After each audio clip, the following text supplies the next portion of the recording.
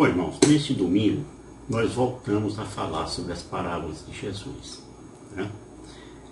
No texto do Evangelho de Mateus, no capítulo 13, constam 3 delas na liturgia de hoje.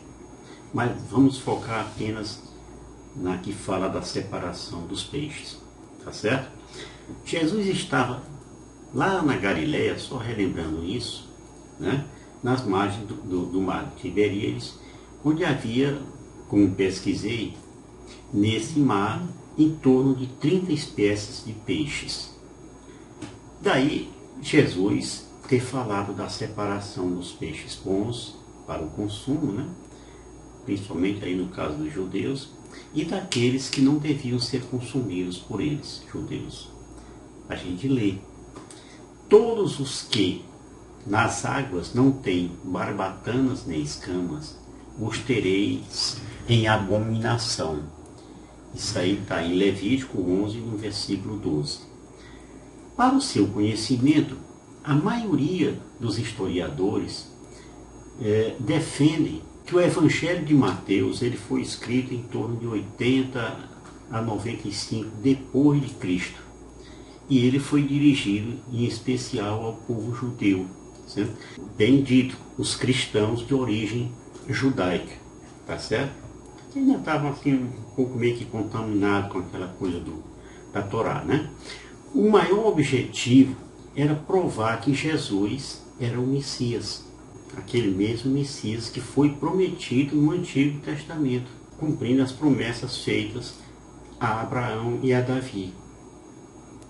E por que eu estou falando isso? É que nesse tempo já haviam ali se passado os 50 anos da ressurreição do nosso Senhor. E é natural que o povo tenha esfriado um pouco o entusiasmo, né? Aquele entusiasmo inicial.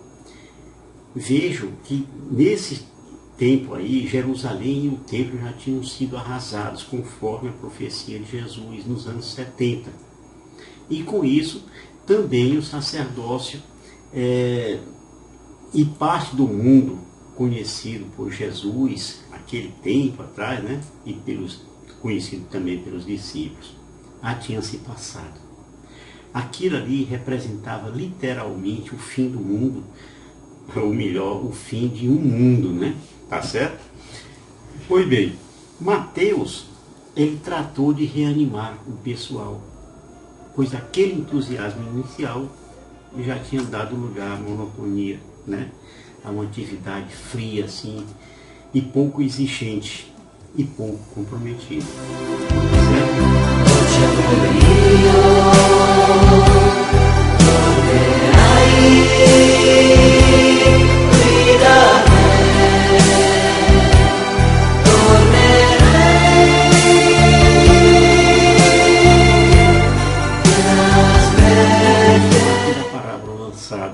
Da rede lançada ao mar.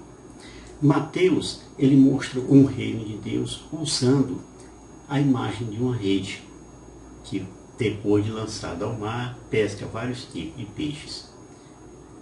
Ela é um pouco assim, parecida com a parábola do joio e do trigo, que nós falamos no domingo passado. Então Jesus deixou bem claro que o reino não é um condomínio fechado, certo? Onde só entram os santos, os bons, né? Ao contrário, é uma realidade onde o bem e o mal crescem juntos. Assim como o joio e o trigo, os peixes também crescem juntos. E ao mesmo tempo, Deus não quer a morte do pecador. E sempre dá aos homens o tempo para amadurecerem as suas opções. Essa referência que Mateus fez, parte do juízo final, né? É uma forma de exortar a comunidade no sentido de escolher um reino, pondo em prática as propostas de Jesus. Nessa época, todos indagavam de Jesus sobre o final dos tempos, né? Como é que vai ser, Senhor, tal? Como é que vai ser esse juízo final, etc. e tal. Ficavam naquela agonia. E perguntavam mesmo: esses eventos se darão logo após a sua volta gloriosa ou logo após o milênio? Será o juízo final? todos esses fatos narrados ocorrerão no mesmo momento ou numa sequência natural imediata, temporal, né? Uma sequência temporal imediata. É um julgamento de nações ou é um julgamento de pessoas? Eram as perguntas que eram feitas. O certo é que tal parábola nos remete ao fim do mundo. Os judeus diziam que o mar representava as nações repletas de gentios. E Jesus profetizou que outros povos herdariam o reino de Deus. Pois ele disse que veio para os seus e os seus não os receberam.